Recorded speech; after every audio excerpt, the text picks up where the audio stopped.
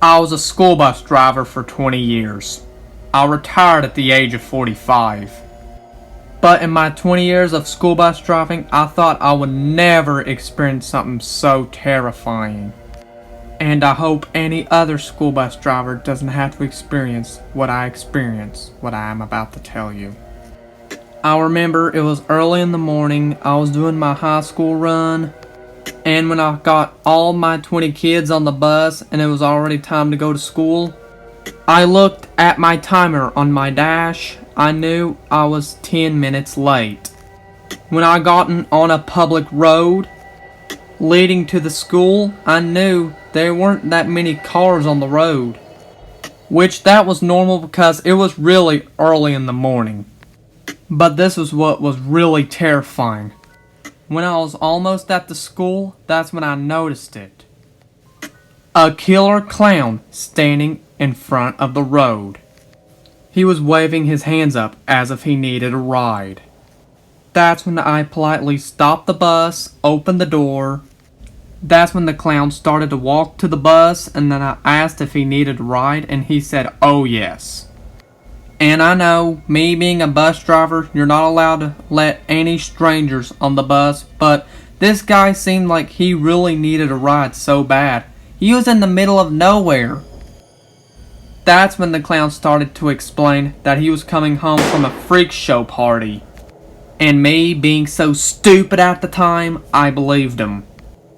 That's when the guy in the clown suit sat down, and then I put the bus in drive, and then that's when we started rolling. And I knew if the principal or anyone told on me, I knew I was going to be in big trouble. But I realized this clown was looking at the kids so creepily.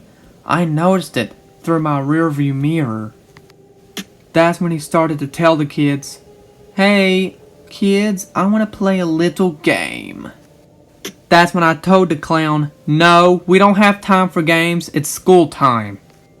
That's when the clown got up from his seat and started to pick up this girl called Elizabeth and was starting to shake her violently and laughing like a mentally insane person, and then everyone just started screaming all of a sudden.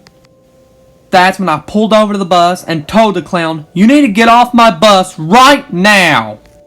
That's when the clown dropped Elizabeth, ran off the bus, and then ran into the woods. That's when I apologized to all the kids, and I begged for the kids, please do not tell the principal or else I will be fired. The kids understood, and they thankfully didn't tell, and I was happy for that. But the thought of that creepy clown standing in front of that road just haunted me every night when I was asleep. And I swear this is the most terrifying thing I've ever experienced in my entire 20 years of school bus driving.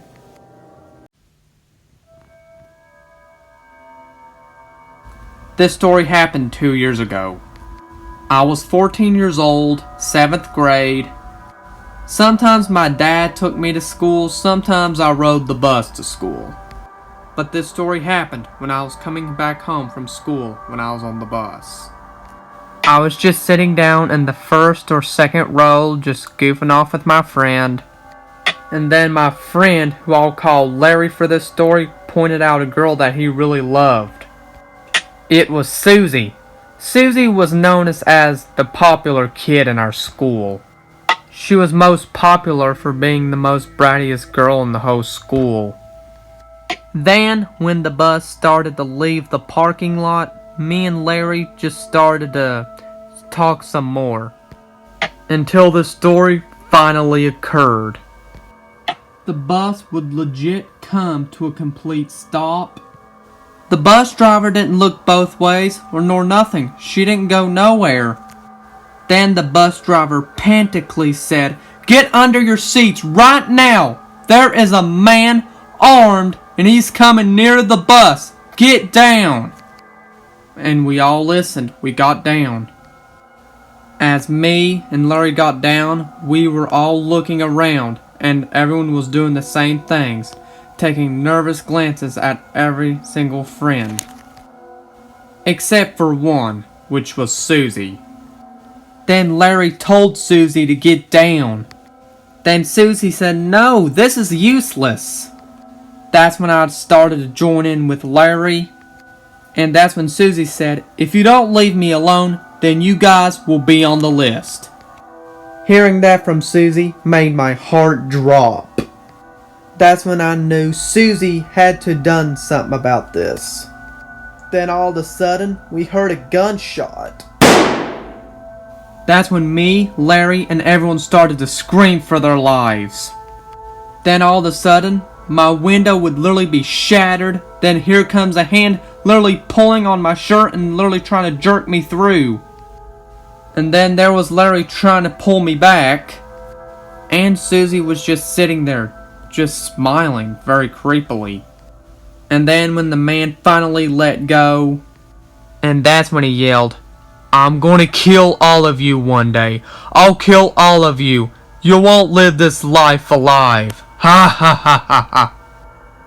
And then that's when he started to run, like if he was mentally insane.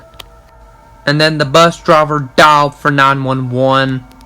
And then the bus driver explained everything to the operator when they got there.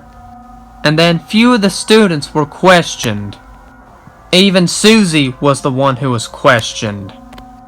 When Susie would answer those questions, she would just go, no, yeah,